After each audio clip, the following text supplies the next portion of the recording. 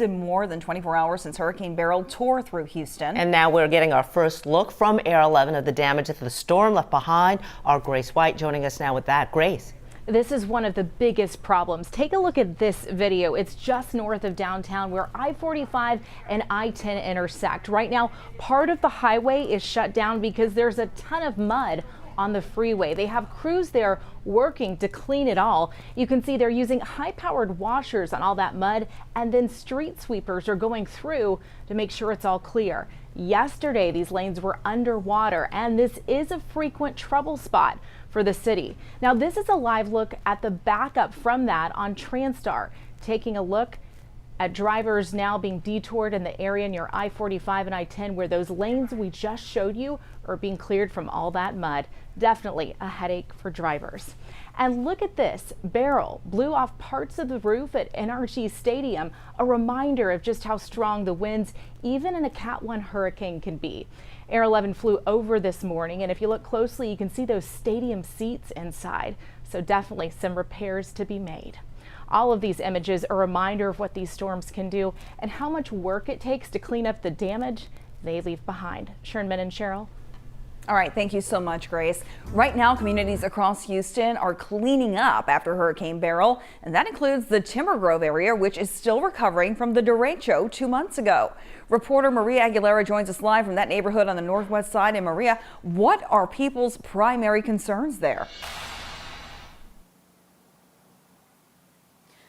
Yeah, this community here has been hit twice in the past 2 months. They're telling me that they feel like they can't catch a break, first with a derecho in May and now a hurricane. And you can see here, power lines are down and this community left without power yet again. This just goes to show the impact of Beryl's strong winds and knocked down this tree, which brought down those power lines with it, blocking this road and just lots of debris from tree limbs and branches all over this neighborhood. Now, homeowners here tell me they're exhausted of cleaning up their yards and streets and having to do repairs on their homes. Many of the tarps on homes here are actually from the derecho in May, still waiting on contractors for repairs. And with the power out, they're having to clean out their fridges yet again.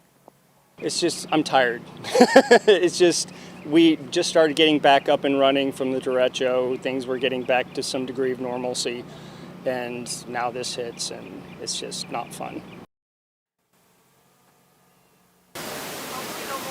People here are telling me they're feeling cautiously optimistic as CenterPoint, quote, hopes to restore power to 1 million customers by tomorrow night.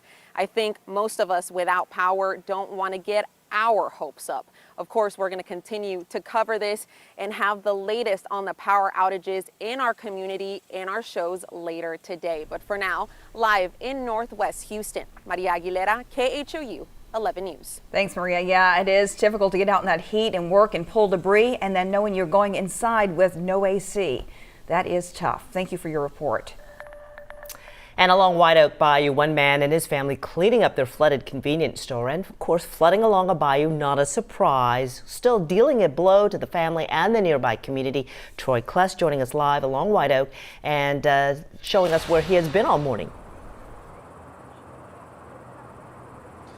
Yeah, Sherman. So White Oak Bayou is maybe less than 500 feet over to my right, past beyond these trees. But where I'm standing right now was completely underwater on Monday. So much water, in fact, got into the store. We're told about 2 feet got into the convenience store over here, the food depot, again here off of White Oak Drive and Houston Avenue, which, as you can see, there are crews, employees that are helping clean up some of the mess. But take a look at the conditions from Monday. So a neighbor snapped a photo that shows the water coming into the store. And when I spoke with her, she said that she could recall that there were products like Cheeto bags that were floating down the street.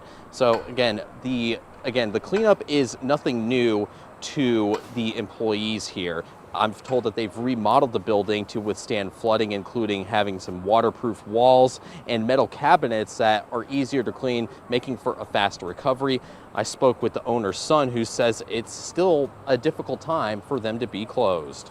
It hurts, like, you know, it's a big financial, hit on us. It takes time for us to recover and takes time for us to open back up for the community, you know, get it open because, you know, I do get messages, you know, saying, hey, are y'all open? What's going on? Because right now everyone needs, you know, food and gas.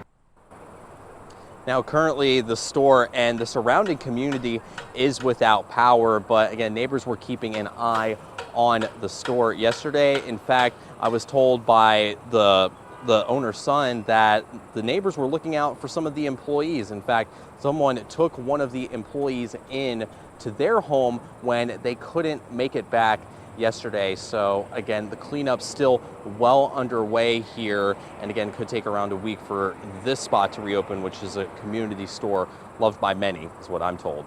We're live in Woodland Heights. Troy Kless, KHOU 11 News. Man, a mess there in that photo you showed us right off the top. Looks like the gas pumps were also underwater, so that could be a whole different headache. All right, Troy, thank you. Best way to make sure that you can follow the forecast and get updates, especially if you lose power, is to download our KHOU 11 mobile app. It is free in your app store.